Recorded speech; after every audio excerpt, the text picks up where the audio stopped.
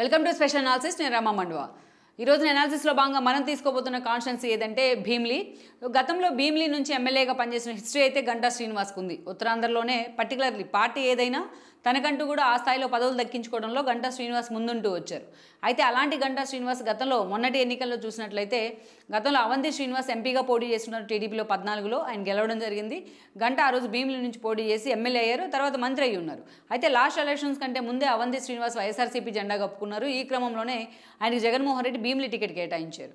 అదే సమయంలో గంటా శ్రీనివాసరావు వైజాగ్ నార్త్కు వెళ్ళున్నారు. తన సహచరుల మీద పోటీ చేయడం ఇష్టం లేని పరిస్థితుల్లో ఇక నార్త్ నుంచి కూడా గంటా గెలిచున్నారు. అండ్ దెన్ అవంతి భీమిలి నుంచి గెలిచారు. ఆయన మంత్రి కూడా అయ్యి ఉన్నారు. మంత్రి పదవి నుంచి జగన్మోహన్ రెడ్డి పక్కన పెట్టినా మరోసారి మాత్రం సెంటిమెంట్ కారణంతో ఆయనకే టికెట్ దక్కబోతుందన్న ప్రచారం కూడా ఉంది. జగన్మోహన్ రెడ్డి చేయించుకున్న సర్వేల్లో కూడా అవంతి శ్రీనివాస్ వైపే అక్కడ లోకల్గా ప్రజలు మొగ్గు చూపుతున్నారని కొన్ని వాదనలు కూడా బయటకు వస్తున్నాయి. అయితే ఇలాంటి సిచ్యువేషన్లో ఈ రోజున భీమిలి టికెట్ కోసం అటు జనసేన ఇటు టీడీపీ పోటాపోటీగా ఉన్నాయన్న చర్చ అయితే హాట్ టాపిక్ అవుతోంది.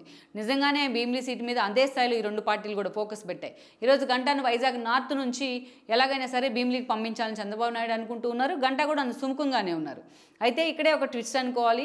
ఆల్రెడీ టీడీపీ నుంచి అక్కడ కోరాడ రాజబాబుడు ఇన్ఛార్జిగా ఉన్నారు, భీమిలికి ఇన్ఛార్జిగా ఉన్నారు. ఈరోజు గంటా తాను వస్తాను భీమిలికి వైపుకు అంటే ఈరోజు కోరాడ రాజబాబు దాన్ని ఒప్పుకునే పరిస్థితిలోనే లేరు. ఎలాగైనా టికెట్ తనకే కావాలంటూ కూడా ఆయన పట్టుబడుతూ వస్తున్నారు. ఇక వేరే జనసేన వైపు నుంచి చూసుకున్నట్లయితే అక్కడ స్థానికంగా కూడా కాపు సామాజిక ఓట్ బ్యాంక్ ఎక్కువగా ఉండటం కారణంగా జనసేన కూడా ఆ సీటు తమకే కావాలని పట్టుబడుతూ ఉంది. సో అక్కడ జనసేన ఇన్ఛార్జిగా ఉన్న పంచకర్ల సందీప్ కూడా ఆ టికెట్ ఆశిస్తూ వస్తున్నారు. ఒకవేళ పంచకర్ల సందీప్ కాకుండా ఉంటే సెకండ్ ఆప్షన్ కూడా జనసేన పెట్టుకునే ప్రయత్నం చేసింది. అక్కడ మనం స్థానికంగా చూసినట్లయితే కూడా సెకండ్ ఆప్షన్ కింద ఈ రోజున వంశీకృష్ణ యాదవ్ ఎమ్మెల్సీ ఇటీవలే వైఎస్ఆర్సీపీని వీడి తనకు ఎంపీ టికెట్ లేదంటూ వైజాగ్ ఎంపీ అండ్ తూర్పు టికెట్ కూడా తనకు ఇవ్వలేదంటూ ఇటీవలే జనసేనలోకి వెళ్ళున్నారు ఆయన. సో అలాంటి వంశీకృష్ణ యాదవ్ను భీమిలి నుంచి టికెట్ ఇచ్చి అక్కడ దించే అవకాశం ఉంది జనసేన వైపు నుంచి అని కూడా అంటున్నారు. ఇక వైఎస్ఆర్సీపీ నుంచి ఈరోజు అక్కడ అవంతి శ్రీనివాసన్ నిలబెట్టినప్పటికీ కూడా అదే స్థాయిలో అక్రమాన్ని విజయ నిర్మల లాంటి వాళ్ళు కూడా ఆ సీట్ మీద హోప్స్ పెట్టుకున్నారని చర్చ అయితే ఎప్పటి నుంచో ఉంది. సో ఇలాంటి పరిస్థితుల్లో గంటా మీద పోటీగా జనసేన కూడా అదే సీట్ని అడిగే ప్రయత్నం అయితే చేస్తూ వస్తుంది. అటు సందీప్కి కానీ అదేవిధంగా చూసినట్టయితే వంశీకృష్ణ యాదవ్కి కానీ. ఇక అదే సమయంలో టీడీపీ ఇన్ఛార్జిగా ఉన్న కోరాడ రాజబాబు కూడా అదే స్థాయిలో ఆ సీట్ కోసం పట్టుబడుతూ వస్తున్నారు. సో ఇలాంటి అవంతి మీద పోటీ చేయడానికి కూడా వీళ్ళంతా సై అంటున్న పరిస్థితి అయితే ఉంది. అయితే టీడీపీ అధిష్టానం మాత్రం అవంతి శ్రీనివాస్ లాంటి ఒక నేతను ఢీ కొట్టాలి అంటే అక్కడ గంటానే కరెక్ట్గా ఫిట్ అవుతారన్న అంచనాలు కూడా వేస్తుంది. మరి ఇలాంటి విషయంలో ఎలాగైనా సరే ఈ సీటు తమకే కావాలంటూ కూడా జనసేన ఈరోజు సీరియస్గా అడుగుతున్న సిచ్యువేషన్ ఉంది. అయితే ఇలాంటి సిచ్యువేషన్లో చంద్రబాబు నాయుడు ఎటు నిర్ణయం తీసుకోలేకపోతున్నారన్న కొన్ని వాదనలు కూడా ఉన్నాయి.